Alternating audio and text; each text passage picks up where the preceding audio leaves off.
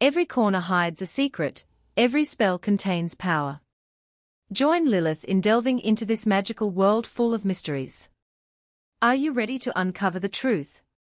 Chapter 38. Staring out the window of my room, rolling the black orb the size of a marble between my fingers, I let the wind run through my hair as I watched the dragon bounce between the trees. It was a good point. An annoying but good point. I was weak. I had my grades to worry about. Missing class meant falling behind. Falling behind meant failing. Sighing, my head dropped, my hand clenching around the marble before I pushed myself up. Tossing the cold thing out of the window, I watched as a puddle grew around it, as if it had melted, a tall and featureless creature pulling itself from the puddle that soon formed into its body.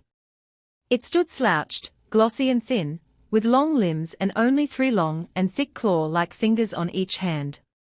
It didn't have a face, nor ears, just a head with a mouthless jaw. A sleek tail behind it and dragon-like feet holding it up. Resting my cheek in my palm, I stared at the creature that left my skin to crawl and the hair on the back of my neck to stand. Its mere existence enough to pull at my mana. My dragon was not like that. It had its own mana, that it had collected from my magic whenever it could.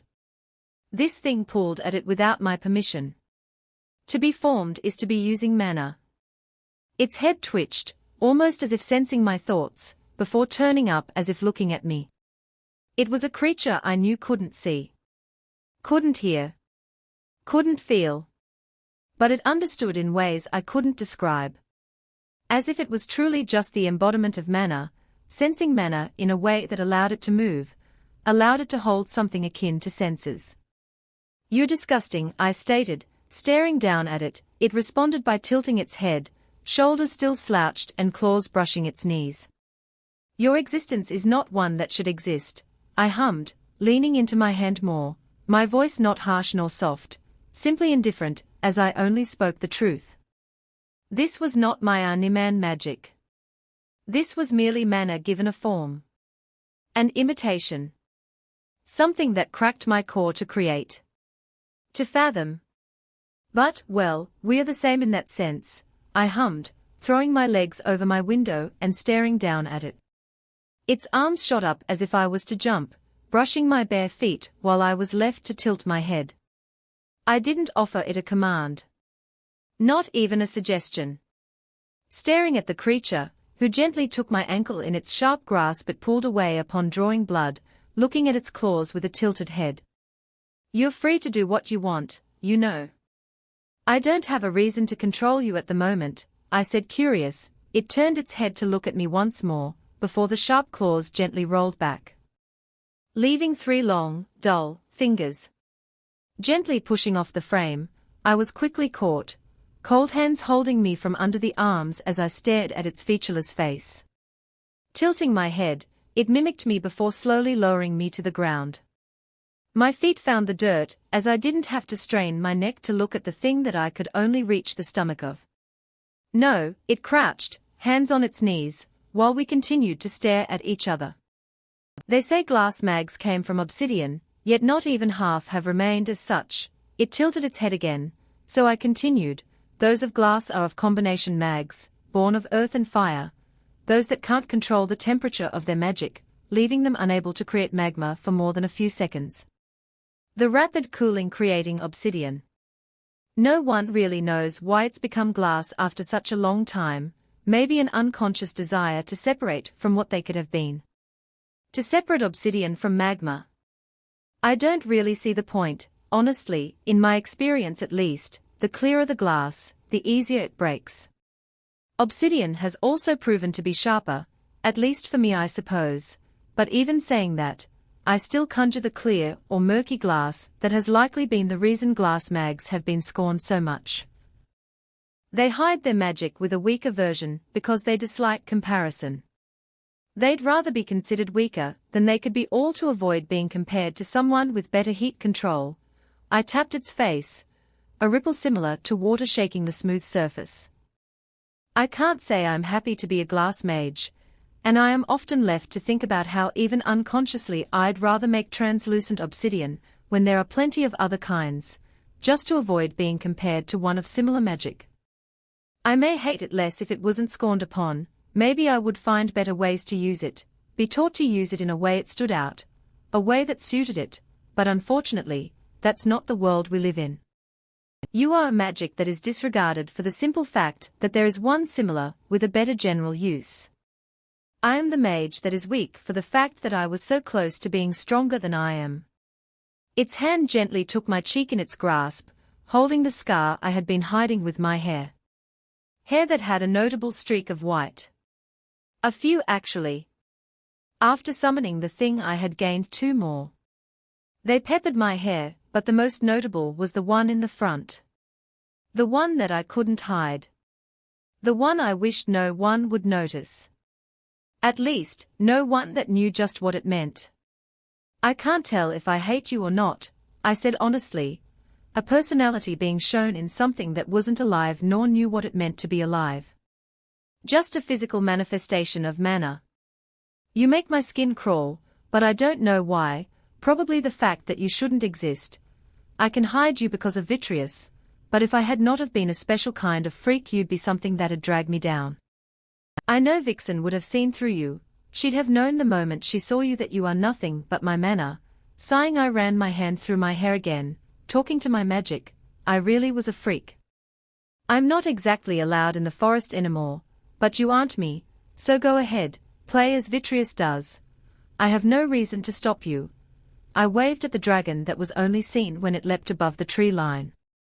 It turned to look at him, before looking back at me, leaning forward. Our foreheads brushed and suddenly my sight had disappeared. Only soft hues and glowing colors around as I stilled. I had seen it before, having looked through it, but this was different. I wasn't looking through it. It had shared what it saw. What I looked like to it. Swallowing as I stared at the bright harsh blue, concentrated into a small girl with short and full hair, the leaking glow that spread around her, mixing with the red hue that had no center. The white streaks in her hair crackled within the blue mass of frizzy hair, as if forced to exist within it. And just like that, I could see again. Blinking wildly, my hands rubbing my eyes, I stared at the thing that simply tilted its head. Fingers lacing one of the white streaks. It was asking me a question. Opening my mouth I closed it, tears rushing to my eyes at the silent question. My hands rubbed the tears that were quick to race down my face roughly. Hiccuping I just wiped my face faster, I don't know. I didn't think about it. It had just happened. I sobbed, cold arms wrapping around me, magic swallowing me as I was surrounded by a cold, but warm sensation, my feet not touching the ground and my hands not my own. I don't want to be an executioner. I don't want to be a merger.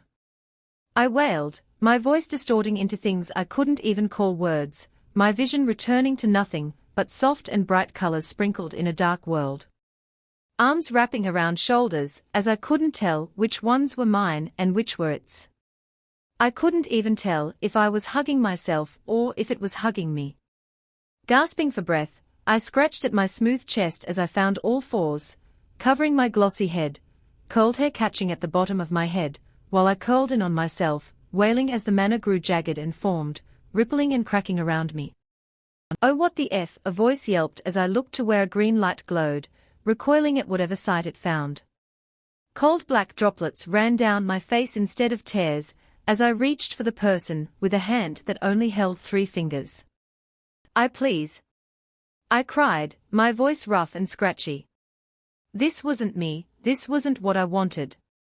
There's a person in there. Now it's eating people. The voice shrieked, the green jumping away from me. Clawing at the ground, I forgot how to breathe, my chest heaving, and my throat burning. What are you talking about? Oh what in the W? A white light leapt away as my back slithered, limbs growing and clawing at the ground just the same. Lilith. Lee, that's a student. White hands grabbed at one of the hands, pulling only to fall back as it separated, cracking and breaking off. Stop. Stop. Stop. Stop. Stop, I pleaded, gagging and gasping as it covered my mouth, forcing me to shut up. No. No. No. No. No. No. A shriek left a mouth not my own with a horror I wanted to share. Get off. Get off. Get off. I demanded, my voice not my own as I clawed at my head, forcing the obsidian away. I said get off. Suddenly, everything stopped, gasping for breath as I fell to the ground. A shadow cast over me. I curled in on myself coughing, my throat burning and lungs lurching. With a teary glare, I twisted to stare at the thing that dared to tilt its head in confusion. Planting my foot on its chest, I forced it away from me, it obliged to moving, as if humouring me. Sitting on its heels as I leapt away, stumbling while I did so, I found the hands of Miss H, glaring at the thing that thought that was a way to protect me. My head throbbing as I hissed, not knowing why I knew that was why it had done it. What is wrong with you?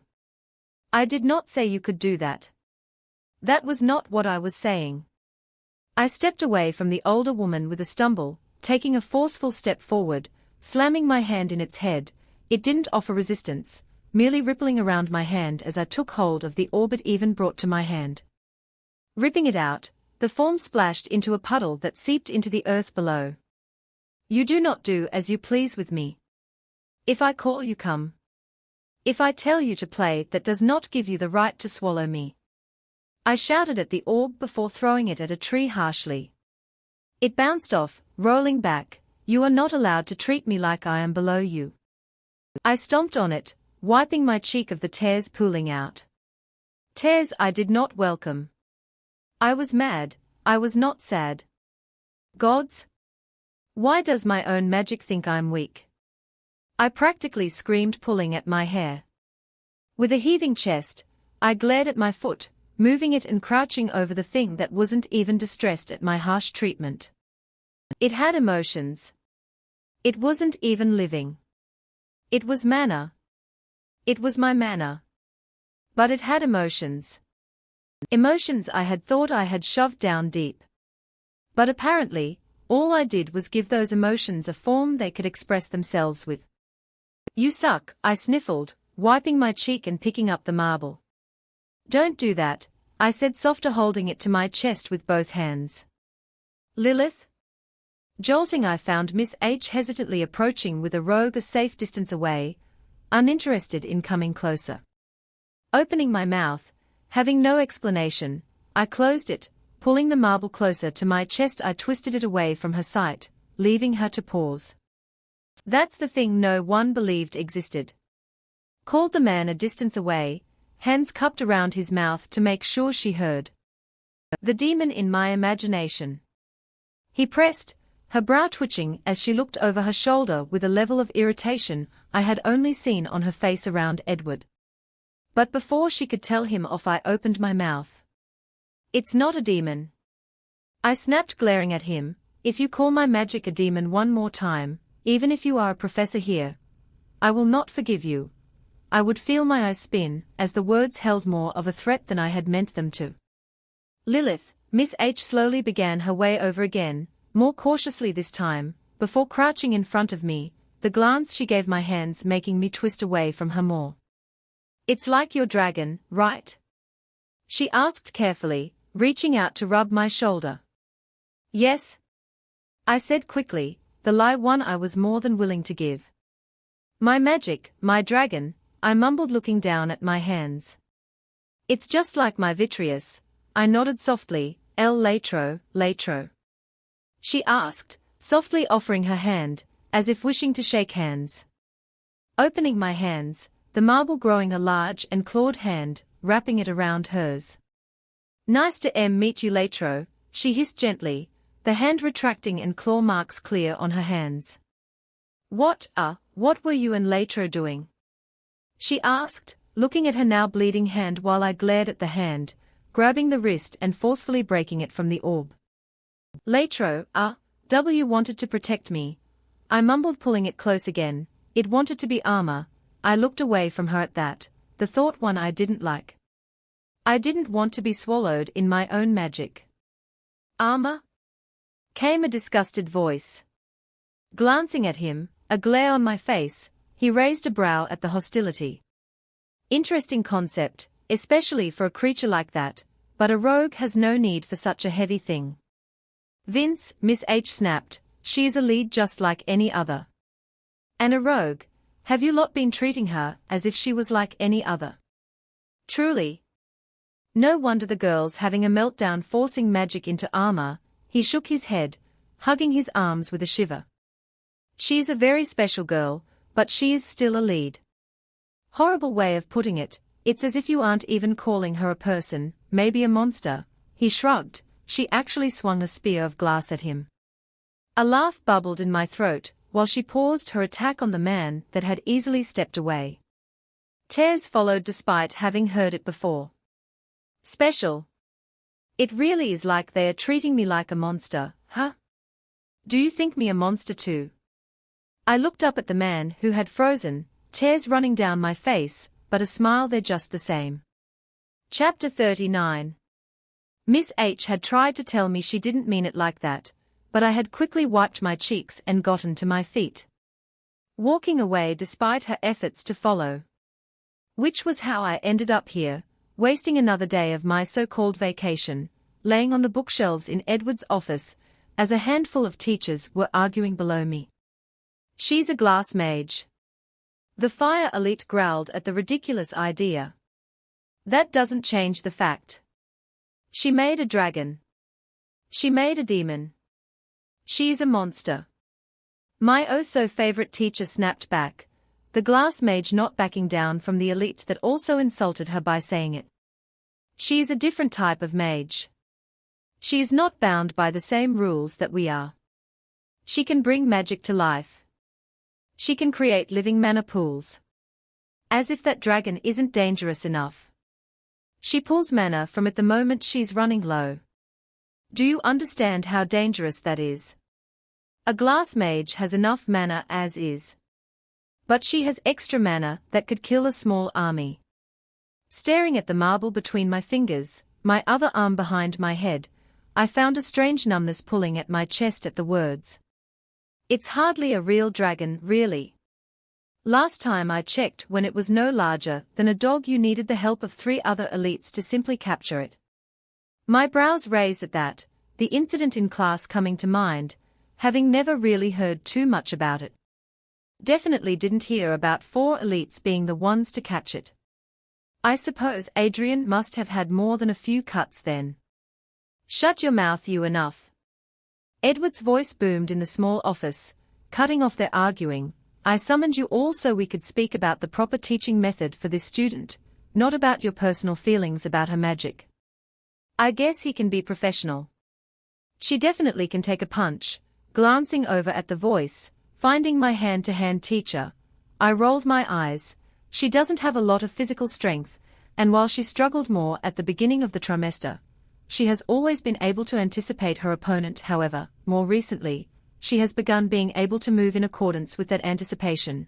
She has even begun to land hits on an opponent twice her size. One I put her against with the intention to help bring out that speed. Is that why she's always in my wing? James snapped, glaring at the woman that side. I understand that it's harsh on her, but I have not been able to accurately describe what she as a smaller opponent should do. She does take a lot of hits, and she does break a lot of bones, but she has always been able to get back up. She fights despite any hit she takes. When she has reached her limit, she has always been the first to say it. Sometimes she may not understand her limits, but she has improved much more with an active situation rather than the explaining of what to do. She just learns better when in the situation. Her stamina has greatly improved, and with each day she takes fewer blows. I have to agree, while in swordsmanship, she has proven to grow upon the stress of an opponent much stronger than herself. In fact, I had to separate her from the other students, because she was picking up habits I didn't want her to develop. She pays too much attention to her opponent, and when paired with those of similar skill, she has a tendency to mimic them. I have her working with my support in an attempt to avoid this. she has learned at such a speed that I have to occasionally step in and separate the two because of how competitive my support can be. I have the opposite opinion. While in marksmanship, she is exceptionally well above her peers, while I do agree with separating her from fellow students. She might not compare in actual accuracy to those at the very top in my class, but her practical skills have often left me unsure on how to teach her. Stress has proven to only make her less likely to participate. I have had her walk out of my class entirely for simply putting her with others of higher accuracy. I have been forced to accommodate her numerous times, making obscure drills for her beyond what has been asked of me. For the simple fact that she has a particular skill set in archery. Her distance is mediocre, and her accuracy is certainly good, but not the best, but she is fantastic at speed shooting and realistically difficult shots. I've had her perform a 50-meter moving shot from a tree. She had found it a difficult shot and hung upside, holding herself up with her legs, saying it limited her arms less. While she did not hit it to a good degree, she still hit the target. A simple 15-centimeter disc. She had marked the edge, but she had hit her target. I've had a similar finding in spearmanship. She does not do well with those of better skill. While I avoid placing her with those of less skill because she has a tendency to begin awkward movements, those of similar or slightly better leave her the opportunity to try moves I personally wouldn't consider while only risking minimal damage. I've only had one severe injury regarding her in my class, and that was because she had used her spear as something to swing her weight around. She had unfortunately swung right into the spearhead of her opponent. But after that incident, she has been significantly more careful with her use of such a thing. With magic, I have found that she struggles greatly when only using her true magic while not having a defense shield. I only allow her to use her dragon if she and the dragon are too separate from the rest of the class to spar. Which has become less common as the dragon has grown in size. However, I avoid keeping her with one opponent, as she has proven that prolonged exposure to a specific person leaves her to pick up on habits within their way of using magic. Which may be beneficial for them to learn to stop such habits, but it defeats the purpose of her fighting with her magic. She has struggled to keep up since my rotating her opponents. However, she has begun to use her magic as a legitimate form of fighting rather than attempting to use blood magic or other branch magics. So, what I'm hearing is, none of you have complaints with the way this student has been improving. A variety of agreements filled the air. Well then, Vince, you've heard what they have to say. Unfortunately, I have, came a sigh, my magic pulling at the orb, changing its shape to a cube, then an icosahedron, then back to a sphere.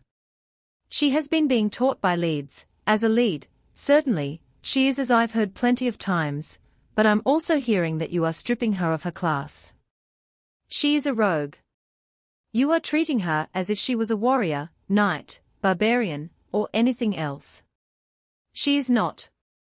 You said she shows great practical skills in archery. Yes. I take it she uses her flexibility to perform acts you yourself are incapable of. She picks up bad habits from her swordsmanship opponents. She's reading them and mimicking them to fill in what she does not know. She's always been able to anticipate her opposite in a physical fight. Of course, she clearly watches her surroundings even when not in a hostile environment. Throwing her weight around on a spear. I can only imagine she does it while using her legs as a weapon, trying to do the unexpected. She uses branch magic and works around habits she has learned her opponent has. She's clearly trying to get the jump on them, and confident in her magic and therefore using something she is much more confident in. She is a rogue. Through and through. Yet you all talk as if her improving in your classes means she is improving in her class. She is not a forward fighting class. You are forcing her outside what she can do with brute force. One of you, and only one of you, has mentioned the injuries she has sustained in class. Come now, tell me, how often does this child get hurt because of boorish training you've forced her to adapt to? His gaze moved over each of my physical class teachers, slowly, harshly, many looking away at the question. I hear you lot didn't even inform her family of the number of injuries she collects in your classes. I can't imagine how happy they were upon finding out. The silence was far heavier, at that while a smile pulled at my lips, a small dagger in my hand, before it changed into a dragon. Exactly. I don't doubt that she has improved in your classes. She is constantly at risk of great bodily harm. She had to learn or she had to suffer. Of course, she has started to adapt. There isn't much of a choice, is there? If she continues to defy her class, she will be forced into a different one unnatural to her. We are not talking about a subclass. You are risking ruining a child because you lot waited 5 whole months before bringing a rogue to assist with a rogue. You do not understand. We had thought we had it handled. She is not like those of her age. She is a monster even to us. She is a child. He glared at the woman of the same magic as me. You have already seen what your treatment of her has done to her. Do not say those words to me again. She is a 15-year-old girl in a place she barely knows, having her bones broken almost daily, being beaten so bad you have James, your supervising healer, on standby in the event that she, with a mana pool none of you can deal with, is to be injured. Has anyone else even bothered to notice that that girl has not worn shoes for the entirety of my being here? He added the last bit with extra force. How long has she been doing all of that without shoes? Her choice in breaking the dress code is none of our business. The others were quiet while the fire elite snapped back at him, his cold gaze going icy at the sentence. Choice? Oh yes. Because being forced into an hour-long, extra-difficult class over suffering more throughout the day, what a choice she would have gladly made. James, how many times have you healed that child's feet? He turned his gaze to the healer that shouldn't have come. If it was a meeting about any other student, I doubted a healer would be present, let alone him. I don't know, he mumbled, staring at the table. The action having the rogue narrow his eyes. How many times have you refused treatment to her feet? James visibly swallowed, the tension in the room growing while he didn't look up. I don't know. Sighs and shame filling the room at the answer. What an answer, when exactly is she allowed the opportunity to be healed? Considering you refuse something so trivial, I can only imagine. He slapped his hands onto James' shoulders, making him jump, the man just leaning in waiting expectingly. She, he fumbled, proving there were limitations to when I was allowed to be healed, Miss H paling at the realization, Edward silently watching the exchange, and the oh-so-cocky fire elite opening his mouth, but closing it flabbergasted at the information. Well? Come on, do tell me, he pressed, sliding his hands down his arms before offering a rough slap to each. She can on only, She can only 6 visit be between L lunch and D dinner. He took the information and ran with it. She has a 5-hour window in which she is allowed to visit the school healers. With 28 hours in the day, she is only allowed the opportunity to be healed for 5. Even with recovery classes being twice as harsh and after the school day. Even if she has a physical class before lunch. Even though she may miss her dinner to get healed instead. I don't have enough mana to be available all day. Not for her. He tried to argue, the man walking around the table pausing at the attempt. There are more healing mags in this facility than any other, he stated harshly. But it takes 2 to 3 for a simple laceration if I'm not doing it. A simple laceration? He asked, crossing his arms, expectingly.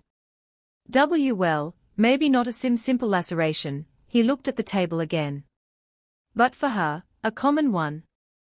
Due to the severity and frequency of her injuries, from your classes, she has been limited to 5 hours of the entire 28-hour day for simple healing at the risk of being turned down depending on the wound. Tell me again, have none of you any complaints about her progress in your classes?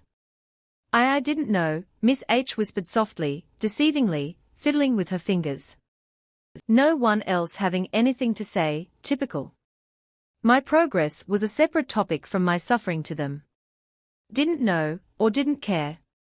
He shot without hesitation. I've been here 3 weeks and I've noticed, you see her every day but it looks as if you didn't care to. Vince, Edward finally spoke, warning him, making the man laugh at what kind of warning it was. Humming silently to myself, wings growing off the black spike. I didn't even bother to look anymore. There wasn't a reason, I already knew that they were done no matter what he was going to say. Yes, well then, you lot better hope your so-called monster even wants to come back to school. She'll be the very thing that wins you this year's tournament after all. With the half-bakes with good results running around and all. They are not half, Edward was quick to snap, but the man didn't care for what he had to say.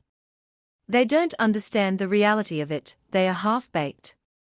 Straighten them up, show them a little bit of war. I imagine they'll freeze, die, and you'll be without more soldiers. Fix it in their first year, or you won't have any come the 6th. Chapter 40. It's not that she didn't know, I hummed, my hands fiddling with the lock he had given me, one of the few remaining in front of me rather than to my side. His class was the first I had shown up to in the last few days. He, shockingly, was there and seemed equally surprised to see me. At my voice, I saw him look away from my hands and to my face, curious as to what I meant. Miss H, he blinked, my clarification not enough of one, only for it to dawn on him. Opening his grinning mouth, he immediately snapped it shut, a second realization falling upon him. I had heard, that was easy to guess, but how? They had a barrier making it where even if I was outside I wouldn't have heard, but that was a tight space with just enough people, professionals, that I wouldn't go unnoticed. But I did. The click of the lock had me looking up at him silently. He held his mouth and chin with one hand, looking me over slowly, carefully, while holding his elbow with the other. I was better than he thought I would be without someone to teach me. With the way he was looking at me, I was even someone he thought dangerous. Looking at the peeling wall behind him, I returned my gaze with a smile, tilting my head and closing my eyes. It's not that she didn't know, I repeated, looking back to the locks on the table. I've told her, of both the students and professors, how I'm treated, how they don't listen, but, well, she wouldn't work here if she was any different. I mumbled the last part, my mouth twisting with distaste as a pin ignored my attempts and fell back down. His hand silently moved my hand ever so slightly, removing pressure from my turning tool and leaving it to stay up at my next attempt. I can't say I hate her though. I didn't pause in continuing, merely glancing at him at the help. She's still my favorite teacher. She's not even a little bit unpredictable, so I guess that's nice. I took a breath, swallowing as I tried not to falter at what I was to say next. She's also the only other glass mage around and her mana control is something I really do admire. And she does make attempts to look out for me, I said honestly, the turning tool doing as it should while the lock gave way and the latch popped up. Does she, now? He carefully took a seat next to me while I gave a soft nod, sliding another lock into my hands, this one a doorknob lock with no door, just a small piece of wood that held it together. Glancing at him again, a small shake of the head finding my neck. I did just what he wanted and continued. I'd rather it was for my benefit, but I'm not going to be picky. She likes the idea of me, the hope I could bring is my guess. She does not like, however, the lock popped quicker than the rest, a small jolt in my shoulders, as he raised a brow, the practicality of my existence. I pressed, refusing to acknowledge it. He gave a soft hum, sliding another lock across the slanted table. Taking it, I paused in what I was saying to rotate the lock, looking over it as my brows pulled together. It was heavy. But it was small. The concept, but not the materialization. The question in my voice was not at the fact it said, placing the small piece of metal at the bottom of the lock. I began regardless of the difference in weight. I think she's pretty indifferent to me. The fact that she went on the attack was interesting though. But I doubt it was because she meant it in a bad way.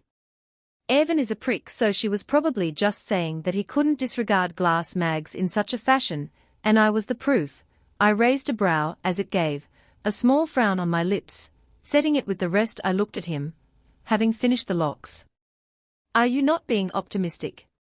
He asked, looking over the locks as I slowly rolled the pick I found to be my favorite between my fingers. I stared at him and his choice of question, the thin tool being flicked between my fingers faster before I roughly slammed it into the table. Out of all of them, that was not the one I wanted to hear. That's definitely a possibility, however, in a place like this, with what you know I go through daily, I have chosen to think that she, my favorite of the professors, may not actually hate me. Now I believe I've completed today's work. I pushed my chair back as I stood, pressing my hands into the small table and made a heavy-footed exit.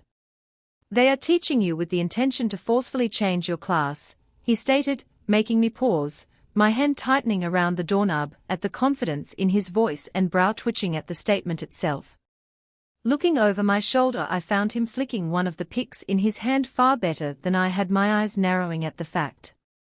They think they could make you better by stripping you of what you are. Maybe they are right. I didn't fight it. It was a fact I had already gathered from the extra attention I received in my physical classes.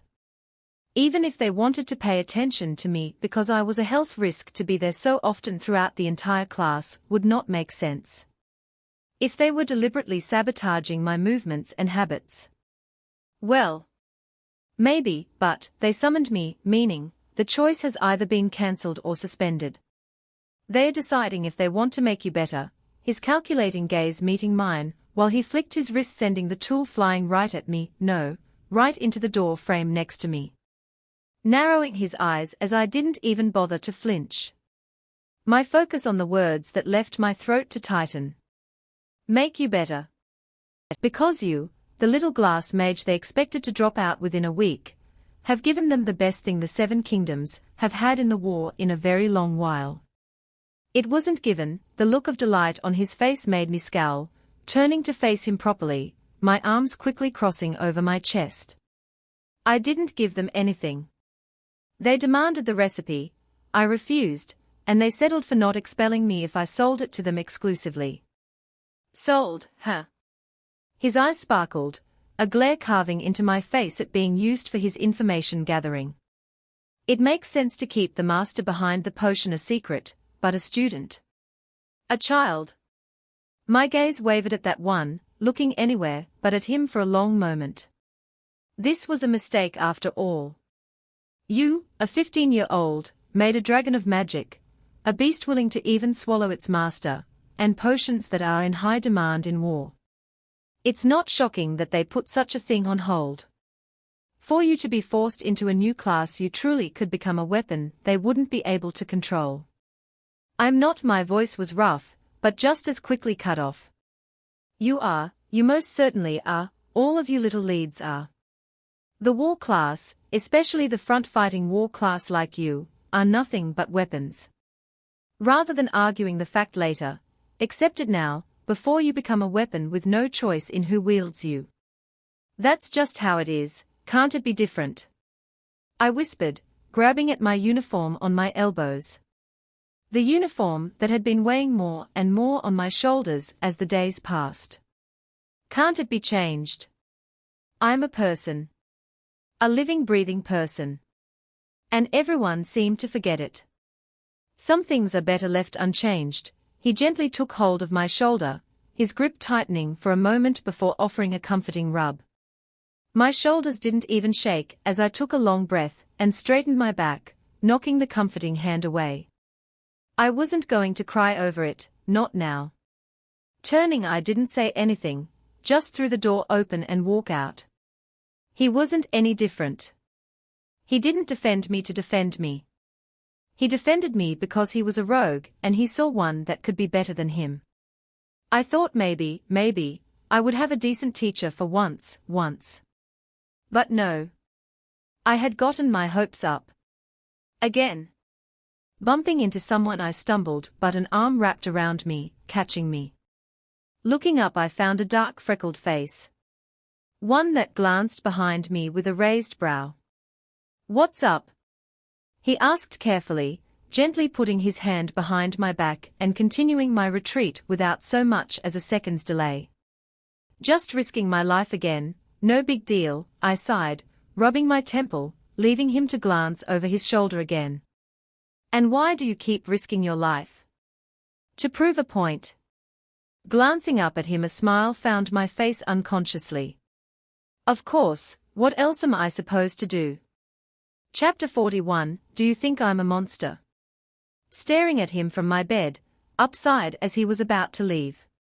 His back stilled, hand hovering over the doorknob while a hum left his throat.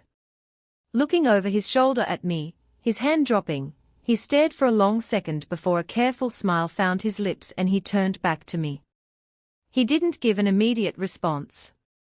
Don't look at me like that, he hummed, my gaze following him as he found himself sitting on my bed, next to my head. Brushing my hair out of the way, I merely moved my head to his lap. That's a question I can't give a yes or no to, I'm sure you know that. His voice was soft as he stared down at me gently. This wasn't like him.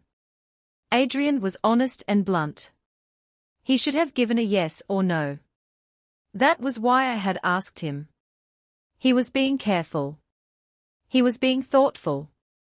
I asked you because you're honest, you won't spare my feelings with a lie, I stated, his finger guiding one of my ringlets with its curl. Not saying anything, just playing with my hair. I believe I gave you a book, he finally said, making me laugh, turning in his lap and hugging his hips. A book of questions, some of which I did answer, you know, I smiled, burrowing my face into his stomach, this and that are different. I could feel the warmth of his hand, as it hovered over my back for a moment, a sigh falling from his lips as he collapsed backward, covering his eyes with his forearms, his ears down farther than usual. You have never practiced weaponry before coming here, Lilith, it shows, yet you've steadily been learning, you're keeping up with people who already knew they would be war class, and have been training before coming here. You have magic that is stupidly quick. A dragon you made by accident, you frequently meet with the headmaster, and other elites without battling a lash, you're the most intelligent person I know, and you've even summoned a holy beast. Staring at his chest as he breathed, a numbness pulling at my chest, I didn't comment. A sigh found my ears as I looked back up at his covered face. But I also know how hard you try. You are definitely someone I wouldn't ever willingly make my enemy, but you aren't a monster. You worked for your strength. You worked for everything you are. So no, Lilith, you aren't a monster, you're just another person. Maybe smarter than the average, better at using your mana, and yes, I would even say you could be considered stronger than the average. But here you are the average. All right. Everyone in this school is freaking insane. Alex can swing around an axe that weighs as much as me. Ari can understand magic theory so advanced she's even stumped a few professors. And even I have things I'm good at. You aren't a monster, you're just better than those that want to call you one. Okay. Are we done? 'Cause I'm bad at this and this is honestly really embarrassing. I'm not Alex. I can't just say these things. He groaned, his cheeks tinted as a wide smile found my face. Leaning against his side, I tried to pry his arms from his face. Hey, come on. Don't. It's embarrassing. Laughing, our arms shaking as we fought with the strength we had, realizing I was gaining ground, he instead pushed, leaving me to squeal as I fell back with my own effort assisting on accident. He tried to make an escape at the new distance between us, but I grabbed the back of his shirt. With a choked cry, he fell back, and before he could run again, I trapped him under me, his hands firmly under my knees, which framed his stomach, and my hands on both sides of his head. I didn't think I'd see the day that Adrian Briggs would blush. I snickered, leaning over him. He was still under me, his efforts forgotten, as we panted. His ears were down lower than ever, his freckles wildly blushed, and despite the fact that the larger boy could remove me from above him, he didn't. Instead, he tried to bury his face in my pillow. Glancing at me from the corner of his half-closed eye, I blinked at the sight of him. His long silver hair was messy, sprawled out over my pillow, his sharp jaw turned to me as he buried his freckled face into my pillow, his droopy upturned eyes holding an unexpected shame, his full lips scrunch up half-bitten, while his uniform was in disarray. His chest lightly heaving, and his flushed face hiding to the best of his ability. Leaning closer, my chest tightening, the door was suddenly opened and I froze. Sitting up, my gaze whipped around to whoever thought to just open my door, finding Alex. He stared for a second, opening my mouth, trying to explain for a reason I didn't quite understand. He walked right up to me. With a sigh, he easily picked me up, holding me like a child from under my arms. Looking down at Adrian, who had curled in on himself, covering his face, he let out an even longer sigh. "Why are you bullying him?" he asked me, his gaze tired and his voice strained. Blinking, I looked between the two. I wasn't. My voice died as I was kinda being a bit of a bully. I mean not really. I offered with a sheepish smile and a wince. Instead of a whack to the head, he set me down, and swiftly threw Adrian over his shoulder with a shake of the head. The dro didn't fight back, still burying his face in his hands while I gaped at the lack of resistance. This was Adrian. And he was being complicit. Don't bully him, okay? He's especially weak to it, got it? Alex rolled his eyes, readjusting the boy on his shoulder. Opening my mouth, knowing for a fact that was not true, he left before I could argue. Adrian always bit back if someone tried to harass him. In fact, I've seen him make someone cry just because they had made a comment, and he happened to be irritated enough to dish out a whole speech in return. Chapter 42, I hear you were bullying Adrian. Groaning, I looked away from my book and to Ari, who was a teasing purple. I didn't mean to. I grumbled, her tail flicking with mischief. Ye hack ye vo Teufel. She grinned, covering her mouth, making me scowl and toss my pencil at her. It hardly being a question, before pushing more. Do you? I will have you know that we were having a very meaningful conversation. I didn't just snatch him up and tease him. I pointed at her, not wanting to know what it meant when one teased another in her clan. I could guess with the growing blue stripes. You admit to it. Sighing, I dropped my head onto my desk. I had apparently taken it too far, as Alex keeps telling me every time I try to go to Adrian's room, but I didn't even know what I took too far. I mean, yeah, sure, I had teased him. I was surprised to see him get embarrassed over something like that, but I mean, we had just been wrestling. Right? We fight all the time in class. Why does a little wrestling equal too far? I groan, turning my head and resting my cheek against the wood, staring at her, as she blinked in surprise. You are incredibly wise. I cannot tell if you are feigning ignorance or not. Pausing, I sat up and tilted my head, not sure what she meant. Dear dragons, you are serious? She jumped, startled by whatever thing I did not know. What? I asked, pushing my chair back and looking her over skeptically. I cannot believe that you of all people do not know that the door was swung open roughly, Alex quickly glaring at her. Looking between them wildly, my brows furrowed. I tried to figure out what they were hiding. What are you doing? He asked, deadly calm, staring at the haunted girl who froze. Is it customary to hide? She asked hesitantly, looking him over.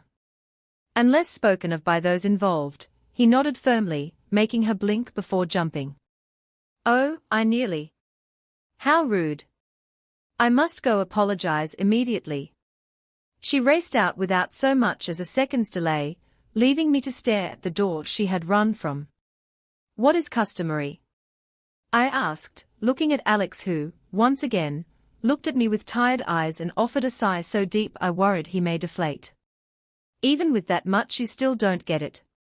He asked, putting his hands on his hips. Something that is to be hidden unless spoken of by those involved. Especially in regards to what happened with me and Adrian. We weren't plotting to break any rules or laws.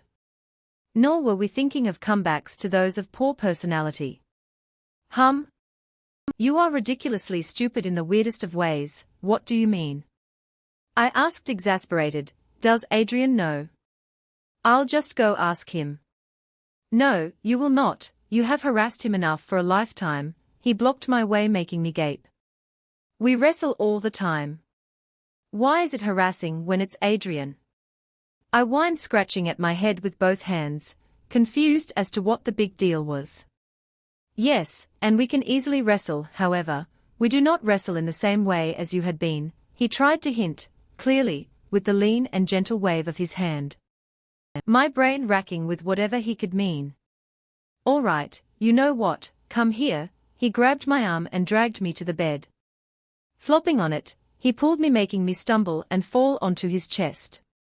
Easily putting me on his stomach, he grabbed my hands and rested them on either side of his head, before crossing his arms over his chest and staring up at me flatly. Blinking, confused, I tilted my head, and he narrowed his eyes at my reaction. How do you feel right now, looking at me here? What do you mean? Answer the question. Opening my mouth, I closed it, clearly not going to get an answer. Looking him over, his jaw square, as his small tusks gently poked out from his thin lips, his high nose lacking even a small blemish, and his thick brows unamused. His short hair was slightly ruffled against my pillow, and his uniform almost perfect. My head fell to the side as I tried to figure it out again. I still don't get it, I said honestly, staring down at him. He stared back for a long moment before sighing just as heavily as before. If I was Adrian? He pressed, offering another hint, as I looked over his face in confusion. Like if you were on top of Adrian right now, he finished with a firm nod. Tilting my head, I looked over him again, the image of an embarrassed Adrian coming to mind easily as I very quickly sat up. Blinking in surprise at the action, I grabbed my chin. Why did I retreat? It was just goofing off. I was totally fine with it being Alex. I get it, I said, putting my fist to my palm. This is what you call a friendship difference, I proclaimed proudly. My mom says that you just feel more comfortable doing certain things with certain people, I nodded, it making sense. I crossed the line because Adrian might be a person of skinship, but not one that enjoys wrestling. I just happen to have preferences with who I wrestle with, likely due to the fact that Alex and I are well aware of boundaries. Looking down expecting praise, I found an expression I couldn't even describe instead. With a mixture of pity, disgust, and exhaustion, Alex covered his face. That poor boy, he mumbled before sitting up as well, still straddling him. I tilted my head, nothing else coming to mind. Instead of saying anything, his large hand found my hair. I guess you are trying. I have never not tried, I blinked while he pulled another indescribable face. So stupid, he sighed, picking me up and setting me on the ground. Gods, he shook his head, running his hand through his hair. My practical grades are better than yours. I snapped, unsure where this sudden attack was coming from. Yes, he waved me off with a roll of his eyes. Chapter 43. Y'all, I'm like really dyslexic over here. If I spell shit wrong, tell me, cause I cannot tell even after proofreading. If it looks slightly right, I will leave it without knowing. Why are you here? I didn't even look up, working on a potion I figured would bring attention from them, but not before it was done. My friend's a mix of annoying at the moment, Ari watching me as if I was a fool, Alex opening calling me one, and Adrian still avoiding me despite my having tried to apologize for crossing a boundary I hadn't been aware of. You have had a week off, that is plenty of a holiday, he stated, having came himself. Pausing, I sighed, looking up at my dean, who had finished licking his wounds, leaving me plenty happy there was no one in here. He liked to cause me problems by popping up while I was around others. Yes, well, I was told I could do so for as long as I wanted, so, if you have a problem, do take it up with my mother. I didn't even offer him my father, annoyed enough already and his face just making it worse. I'm recovering, you see. What is this? He asked, noticing the potion I was working on, the one that was a deep red rather than a vibrant purple like those that I sell him. Unfinished, I stated without looking away from the book I was reading. The book explaining to me why I could only make it work for me. It wasn't of much use if I couldn't sell it. I had things I wanted to do. But you are working on a new potion. Pausing, I looked at him with as much disgust as he made me feel by asking that question. He blinked in surprise at the reaction, removing his hand from the desk I was working on, and cleared his throat. Yes, do you want me to drop it and see if it'll explode?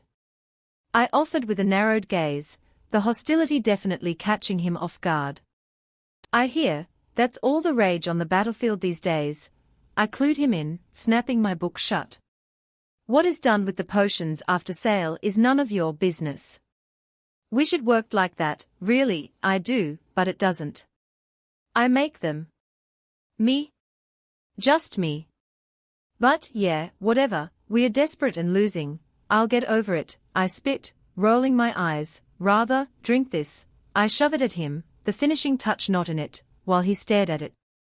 Come now, you can't expect me to make anything new without some kind of risk. What is it? None of your business, drink it. I pressed, forcing it into his chest and leaving him to take it hesitantly. Looking at the book he had no chance of reading, he looked back at me. Hurry up, I said flatly, staring at him. There are plenty of healing mags, you won't die, it's even after lunch, James is available. Opening his mouth, he did drink it, leaving me to stare harder. Waiting. Watching. Setting the vial down on the stand I had it originally, he opened his mouth again, with an almost apologetic look on his face. However, a dark figure grew behind him, one with sharp claws. Twisting with reactions faster than I expected, he completely dodged the attack. Tilting my head, I watched as he very quickly shattered the black head, and turned to me with a glare. I suppose even a sneak attack wouldn't work on one of his level. However, I certainly didn't think he would be able to notice the thing so silent, and lacking all warmth, leaving it hard for even me to notice. Well, mana was a good giveaway for me. He wasn't a glass mage though, so sensing the mana would be difficult. I suppose if he has been in close enough contact with a glass mage for long enough, that would leave him able to pick it out, but even then. What do you think you're doing? A very fierce glare. Too bad. The arm swung, not caring for the loss of its head, and left him to recoil again, getting away from it just as effortlessly. Lilith. Stop this instant. He growled, but instead of listening, a second newer puddle grew. The identical figure rushed forward, successfully taking him by surprise this time. Roughly shoving its long claws into his side, I hummed as it shattered. The man stilling as both immediately melted into nothing but marbles. Call it a demonstration, I pulled a tight smile, turning my stool and scribbling in my notebook, having been right. Who do you think you are? He glared, very quickly getting back to me, grabbing my shirt, and hauling me out of my seat while I found irritation growing just as much as my throat dried.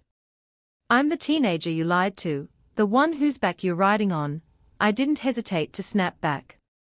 Also, the one that has found a way to not only get past a conquered barrier, but provide physical strengthening as well. Now, put me down before I really start getting mad.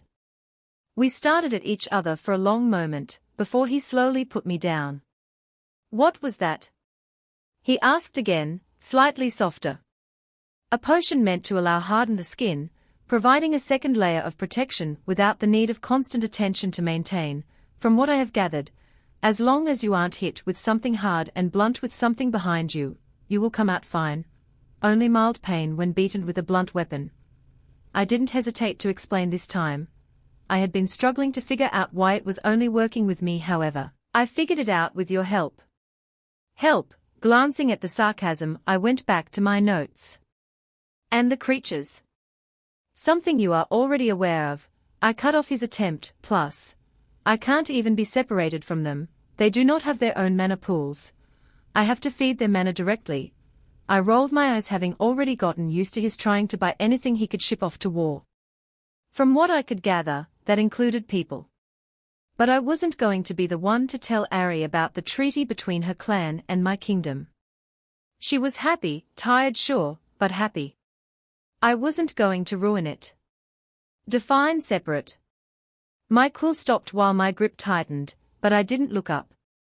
Knowing that if I did, I would say something not even I could walk away from. They are still a new concept to me.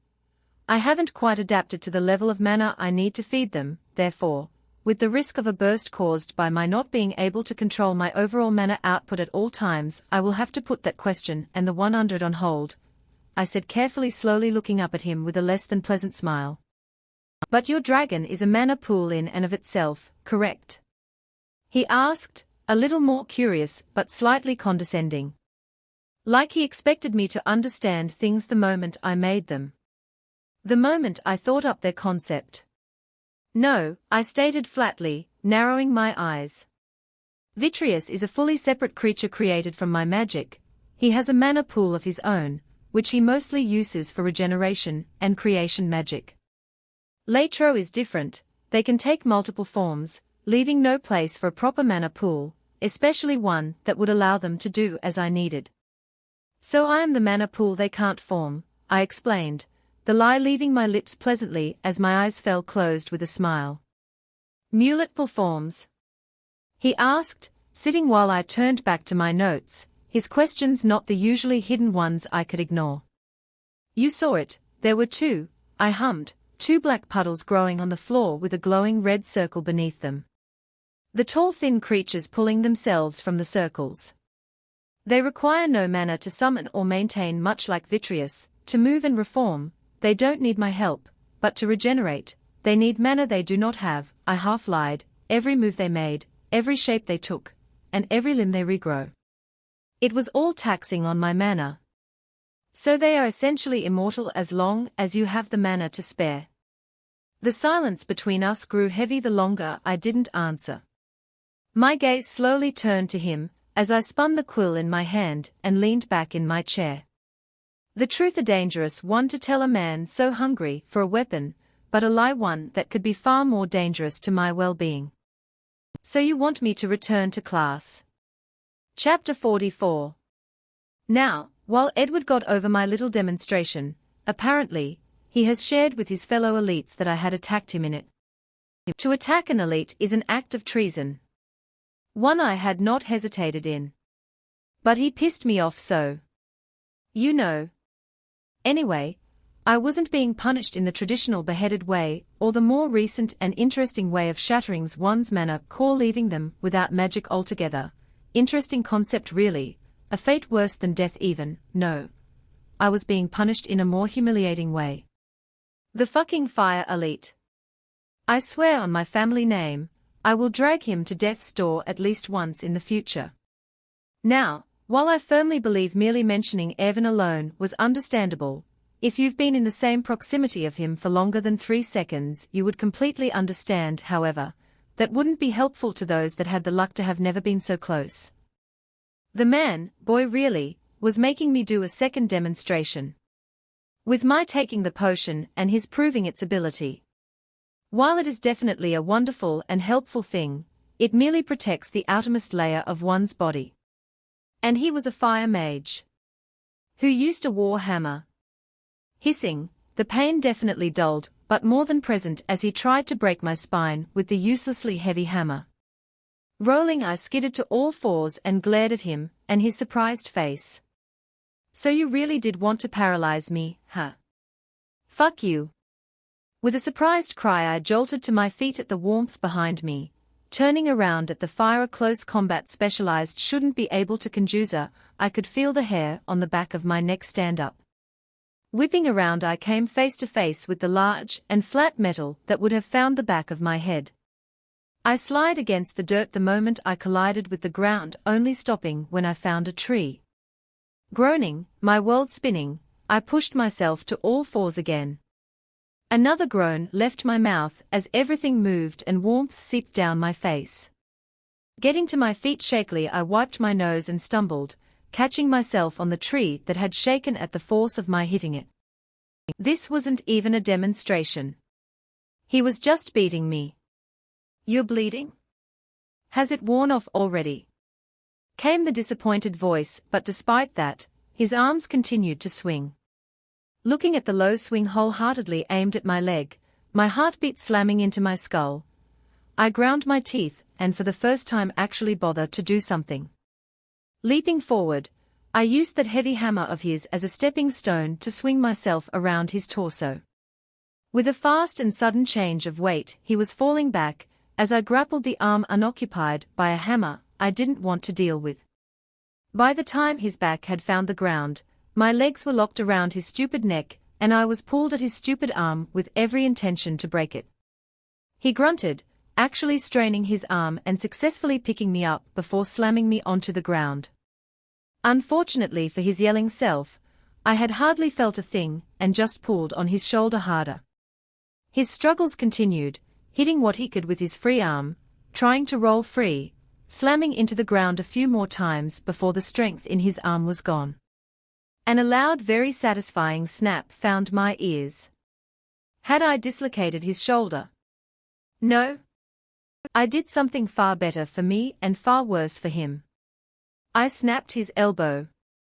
Just as quickly as I had him pinned, I had been torn from him, his shouting far louder, as he was being roughly handled. A healer trying to put it in a healable position, but it was a joint. That would need a few things before it could be considered healable. Someone was shouting in my face just the same, I believe the water elite, but with the world all blurry I couldn't say for sure. Just like that, I found the darkness, falling limbing into the arms on my shoulders. Arg, I jolted, glaring at the needle in my hand used to wake me. It was a more recent thing, and a painful one too. Looking at James, who didn't even look at me, and instead continued a conversation with the other healer, words I knew separately, but not together being thrown around as my head pounded. You attacked an elite, came the cold voice of my headmaster, looking at the man casting a shadow over the very sunny field not far from the class to our left. I was bleeding and he chose to continue, I grumbled, covering my eyes.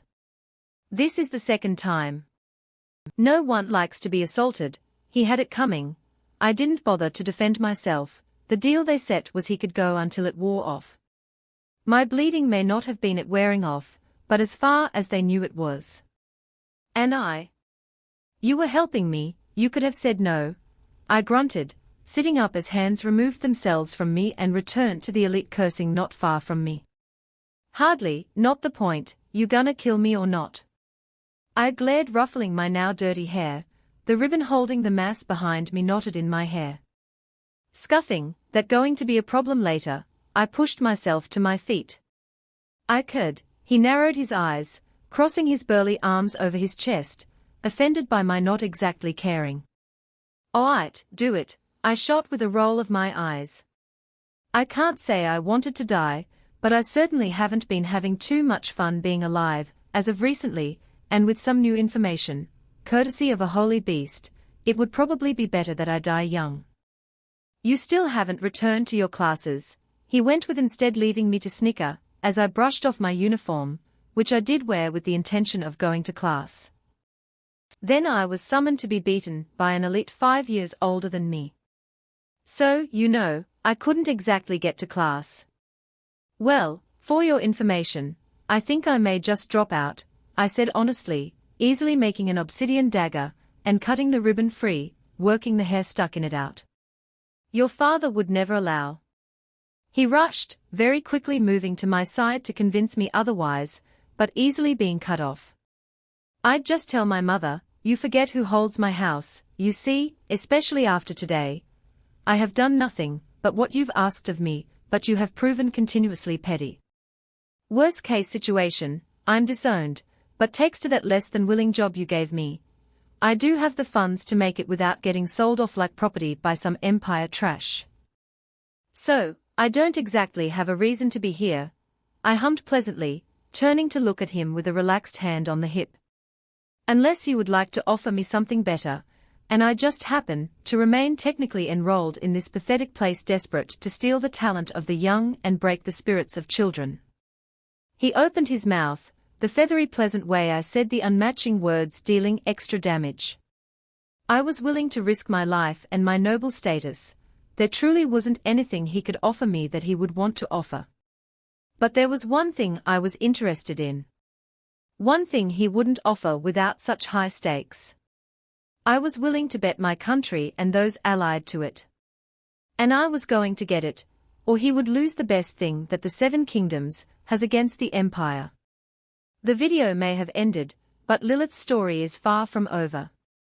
Subscribe to our channel to follow every twist and turn, and unravel the next magical mystery. Don't miss a single episode, the truth is about to be revealed.